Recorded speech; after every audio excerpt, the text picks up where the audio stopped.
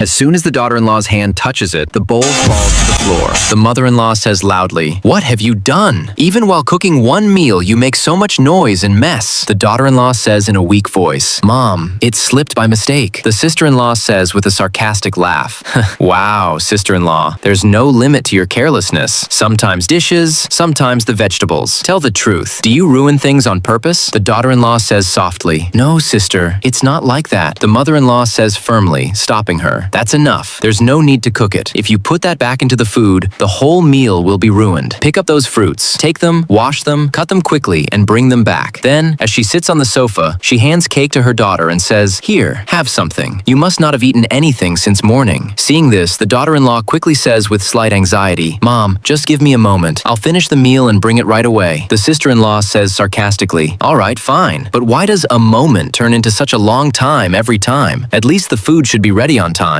The daughter-in-law says in a low voice, "I'll just finish it quickly. You don't have to wait." The mother-in-law says irritably, "Then what are you standing there for? Go quickly." The daughter-in-law starts to leave. The sister-in-law orders, "Wait, bring me some water first. I'm thirsty." After a while, she comes back and places the fruit and water on the table. The mother-in-law looks at her angrily and says, "Have you seen yourself? You look so sluggish. Do you even care about anyone?" As soon as the sister-in-law takes a sip of water, she makes a face and says with displeasure, "What kind of water is this? It ruined my taste." The mother-in-law shouts, "What did you give her to drink? Don't you have any sense? What if my daughter got sick?" The daughter-in-law says, waving her hands nervously, "Mom, I didn't do anything." The husband comes in and says sternly, "Little sister, don't you have any sense? Your sister-in-law is in this condition and you're still making her do your work." The mother-in-law says angrily, "Your sister is pregnant too. She can't do all this." The husband says firmly, "What about Chi-Chi? She's pregnant too. Why doesn't she get the same care and importance that you give your daughter?" The mother-in-law says bitterly, "How can that be the same? Can't you see my daughter's condition? She's about to become a mother. She needs more care." The husband says angrily, "She's 9 months pregnant. She could give birth at any time and you're still making her work." The mother-in-law says stubbornly, "My daughter is special. She can't be compared." The husband takes a deep breath and says,